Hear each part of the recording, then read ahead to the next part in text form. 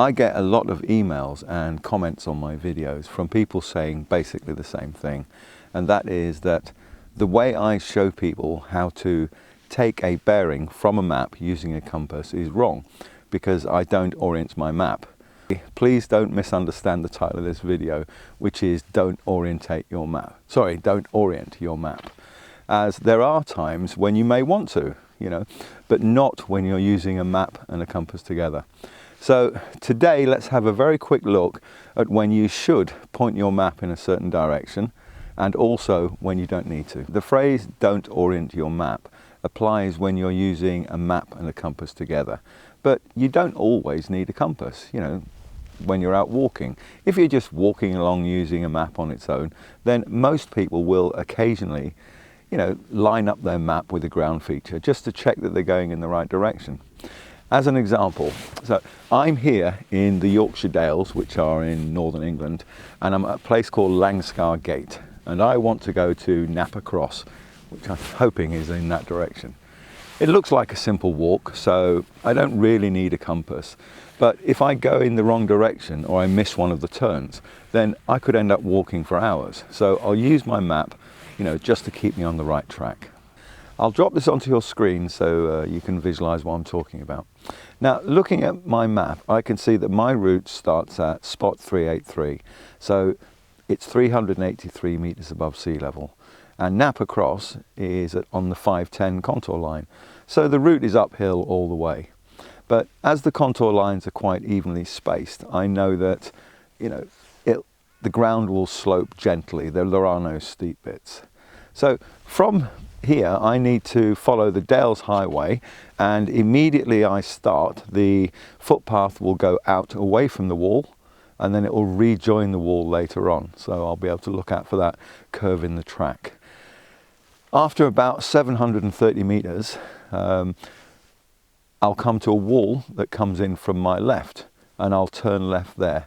I'll still be on the Dales Highway, and the track on the map, as you can see, it goes over 6 contour lines, so it will rise up 60 meters. I'll follow that for around 420 meters until I come to a gate. I know it's a gate because the green dashes on the map show me that the Dales Highway is a bridleway, and there must be a gate to let horse riders and cyclists through, through the wall or fence. The green diamonds show me that it's a recreational route, so somebody is funding the upkeep of this track, which means that it should be reasonably well maintained and an easy track to walk along. Now, just after this, I'll go through another 2 gates, and after the second gate, the track will go slightly leftwards, and Napa Cross will be 230 meters after the second gate. It will be on a bend in a wall or a fence.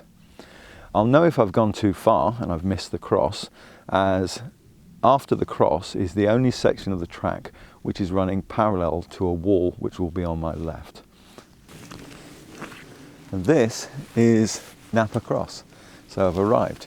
Now, all the way along that short route, I occasionally pointed my map so that the direction of the track on the map was pointing in the same direction as the track on the ground. That way I could check that any walls leading off the track were going in the right direction, and that the ground was rising in the right direction. And more importantly, it also meant that all the way along the route, I actually knew where I was on the map. And that is an important skill for anybody going out walking in the countryside. As I said, this is Napa Cross. Now, even though these types of crosses used to be all over Great Britain, hardly anybody knows what they are. They used to teach history in school. I don't know why they stopped. Or maybe they still do, I don't know. These are basically crosses that were put up by the monasteries when this land used to be owned by Fountains Abbey, and the monasteries used to put crosses up as way markers, a bit like modern road signs, so people knew they were going in the right direction. So they're medieval, so they're between the 8th century and when were the monasteries dissolved, 15th century. So they're between 1,200 and 500 years old. And as you can see, the vertical section is still there, but the horizontal section is probably it's probably been taken by a local farmer 500 years ago and incorporated into one of his walls. So this particular one will have been used for, you know, sheep herders taking their sheep up to the grazing on the moors, or for anybody heading down towards Mastill's Lane. Mastill's Lane is just over there. It's a Roman road. There is a Roman camp about 4 miles in that direction, just above Gordelscar. You can actually see it on Google Earth. Oh, sorry, which I started waffling then, didn't I? Oh, what on earth has medieval history got to do with orienting your map? Nothing. I'll delete all this. I have to stop this waffling. It's getting if I don't delete it, just fast forward over this bit. What am I doing? So when you're walking over the countryside just navigating with a map, it's perfectly normal to orientate your map, you know, to point it in certain directions so that the track on the map is pointing in the same direction as the track on the floor. Or it might be a road, or it might be a stream or a river or a ridge or a valley, you know, anything. What that does is it allows you to check, you know, where you are on the map, and you know, that's a good thing. To me personally, it also displays that you actually know how to use a map correctly. But if you're using a map and one of these, a compass, it's not necessary. Now, I'll drop this onto your screen so you know what I'm talking about. I'm here at Napa Cross, and I want to go to this point on the far side of the enclosure, to this this wall junction on the far side of this field. Now, I'll do a quick measurement. Sorry about this, I should have done this earlier on. So I've got approximately 1,060 meters.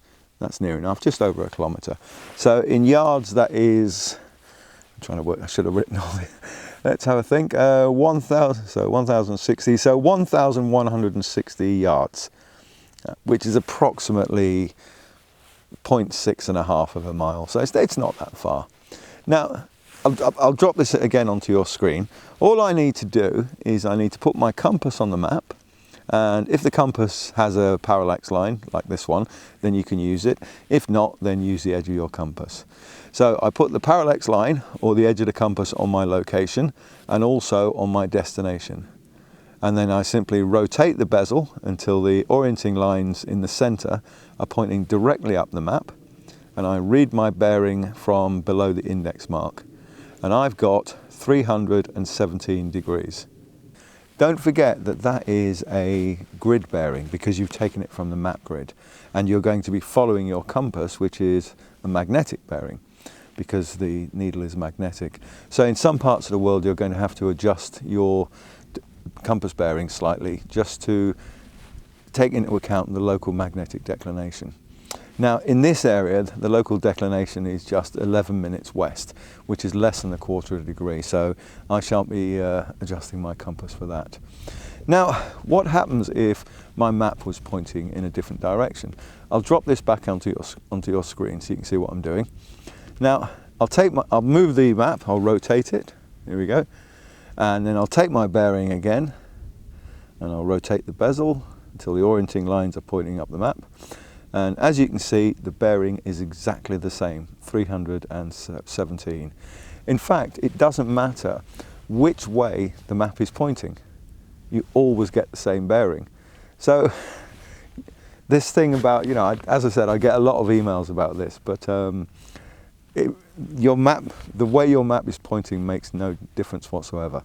Hopefully people now know you do not have to orientate your map in any direction to take a compass bearing. Thanks for watching. I'm going to pack my rucksack up now and go down before the rain arrives. Just a thing, have you ever wondered why pointing your map in a certain direction is called orient your map, orienting or orientate? Most people haven't. They've got more important things to think about. If you have, I'll tell you. The sun rises in the east, and early medieval Christians used to believe that was where paradise was, in the east. Now, most maps in the medieval period had Jerusalem at the center. So priests at the time spoke Latin, and the Latin for east is orient. So they would orient their map showing paradise at the top of the map. See, we're getting there. Now, once Europeans started making long ocean voyages, they would orient their map to agree with the compass needle. So it became they would orient their map. Now, that is why we say orient your map. And it's also why we have the Orient in the East. You know, China, Japan, India, that sort of area. That is where the word orientate your map comes from. You can do it. I would strongly suggest don't watch that bit.